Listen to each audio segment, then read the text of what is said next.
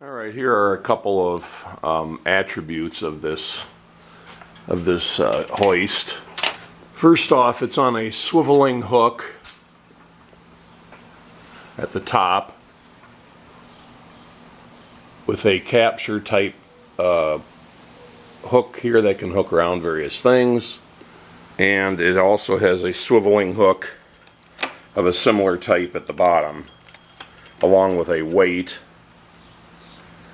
and a spring loaded plate here on the bottom of the cable. And when you raise this all the way up, the plate hits this at some angle until it gets squashed up hard against it and actuates the switch, and that's the cutoff switch, so it doesn't raise any higher. It's not a shock to the cable because there's still that spring there, which can, push down quite a bit. So it's not like when you hit this with the plate that the cable is really at its end. It's just putting more pressure against it because of the spring. There's a main power on and off switch here. There's a handle, and this is for when you're using it as a towing device or to drag something across a floor, for example. It has the three-way rocker switch here, which can, if I turn this on, you get the power light, and the other three LEDs are kind of a load indicator. So if I push this switch here, it raises it. And when I push the switch the other way, it lowers it and it returns to the stop position in the middle. That switch functionality is duplicated by the remote control. So I can raise and lower. Now I don't know what that middle button does. I think it's just there, but just releasing either of the other two buttons stops it. So it's sort of I don't think this was necessarily designed for this exact hoist. There's also the optional plug-in wired remote. Just unscrews with a knurled nut here and a fairly generously long cord. I think it's probably about the same length as the total cable length. And this is a plastic housing, but it looks like a pretty sturdy plastic housing. And it's booted and strain relieved at the top. And that has just the two buttons.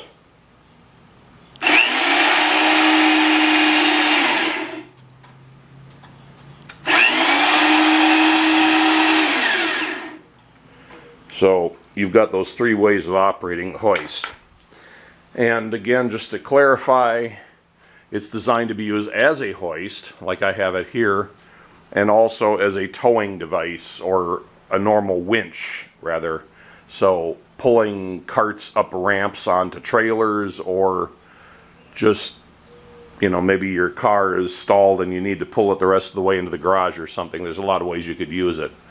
So it's designed to be sat flat on its bottom side here, or even handheld, and then used maybe the way you'd use a come-along winch. The cable reel is more or less accessible through this opening on the bottom. That could be useful if the cable gets all kinked up in there.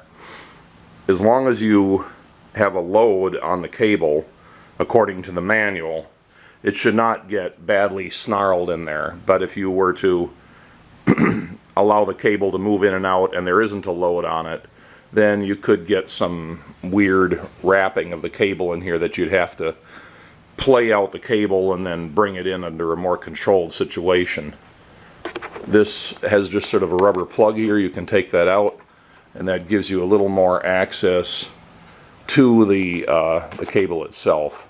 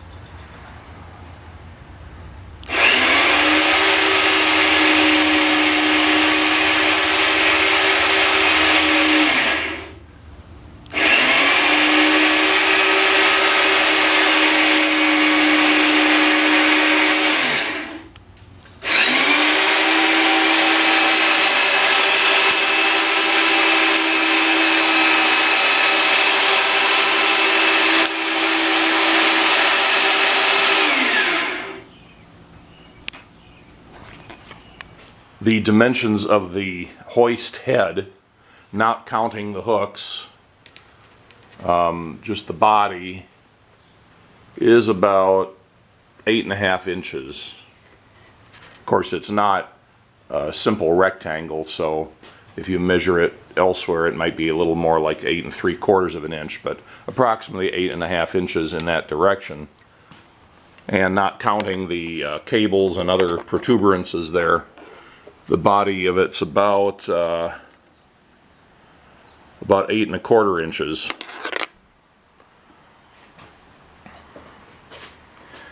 And the depth of it, the maximum depth here and out to the top of the handle is about 9 inches. So you could fit this into a 9 by 9 by 9 box, assuming you took off that. I also wasn't including the push button here or the safety switch in my measurement. Now if you measure from the shutoff plate here to the bottom of the hook, that's about 12 inches approximately. So if you're trying to figure out for a hoisting situation how high this needs to be and still have the hook above whatever you're trying to hook onto, you need to take into account the hook up here. So from the top of that to the bottom of this is about 14 inches. Then add the extra 12 inches that all of this gives you. That would be your minimum distance from the top to the bottom.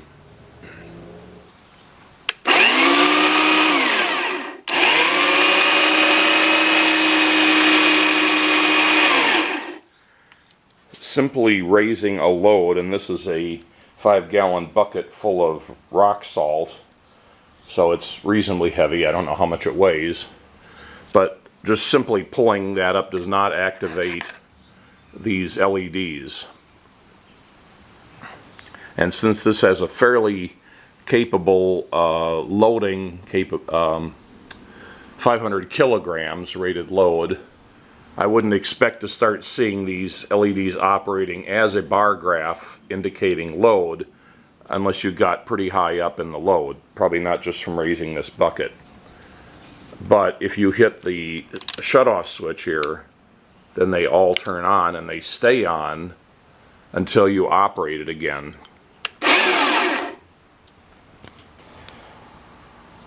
I measure the cable length of the wired remote control at about 21 feet. That's not including the boot at the end. That's just measuring from the connector with a tape measure. The power is 110, 120 volts AC. Motor power is 60 watts. In addition to the remote control and the wired remote control, that's the infrared remote control, I should have said, it comes with a pair of brushes for the motor, replacement brushes. This is a brushed motor. It comes with a pair of not horrible quality utility gloves and a lifting strap that doesn't look like it's absolute crap, but definitely looks like it's on the cheap side. So you can wrap this around something and then hook the red ends into the hook on the hoist. It comes with this casting here, which you could bolt to a surface and then hang the top hook from. This is not mentioned in the manual at all. It's not shown as a part that comes with it. There's no rating on it, but it's probably as strong as the other cast parts on the hoist. There's also 3 things that look to be concrete anchors. And those probably correspond to these 3 holes. So apparently if you drilled holes in a concrete or cinder block wall, you could anchor this using that. I'm not sure why you'd anchor anything using something like this for hoisting, and why you would need to do anything like that for towing or pulling. I would consider these to be throwaways, but this can be useful. Anyway, that's everything that comes with this unit. And while we're on cable lengths, the actual power cord on here, from where it comes out of the housing to where it would plug into an outlet or an extension cord, is about 9 feet. Well, here's my installation in my garage. I only really have this hoist primarily to lift my folding trailer from vertical to horizontal and back. It's not carrying very much of a load. 200-300 pounds at most, weight of a person, you know, thereabouts. So I've used a pair of 2x4s, one on top of another, glued and screwed, and then I also put an end piece on it so they could be it can go past the joist and then hook around and screw in there. So it's basically just sitting on there with those end pieces, keeping it from sliding off. I figure that that's plenty strong for the load I'm going to be putting on it. I'd have to do some additional reinforcement if I was going to pick anything very heavy up, you know, within the maximum capacity of the hoist, but I'm not going to be using it that way. My minivan is about 6 feet tall, and I pull it in here, and with the hoist anchored at the top level of the joists and the cable retracted, 6 feet is about 3 or 4 inches below the hook here, so it should pull in just fine. If it doesn't, then I'll come up with some foam thing that goes around this, or come up with another solution.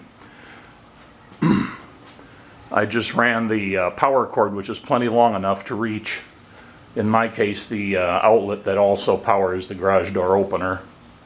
And then I took the very generously long wired remote and looped it over some conduit, then ran it to a point where I can walk underneath it without catching myself on it. And then I've got these Raycor storage hoists, and those are just above my head level.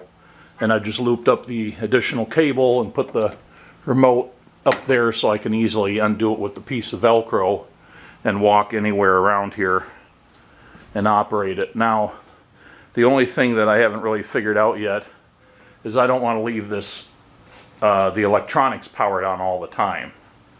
And you can see that the power is on there, and the power switch is there. Currently I don't have a switch on that outlet, but I may be able to reach up there with a stick or something and push the button one way or another. Or if I have to, I can stand on a chair or my step stool and reach up. I think if I just stood on my step stool, I would be tall enough to reach that power switch. So not a big deal. And by the way, I tested this hoist with my own weight, which is about 230 pounds. And I just used this strap that comes with the hoist and looped it onto there and stood on it with both feet. And then with gloved hands, grabbed the cable and hoisted myself about an inch above the floor. And the hoist, you know, it ran a little slower, but it didn't seem to be any problem lifting that weight at least. And I kind of bounced on it a little bit, and I didn't hear any creaking from the rafters, so I'm feeling that that more or less justifies the assumptions I made on the structural integrity of this roof structure.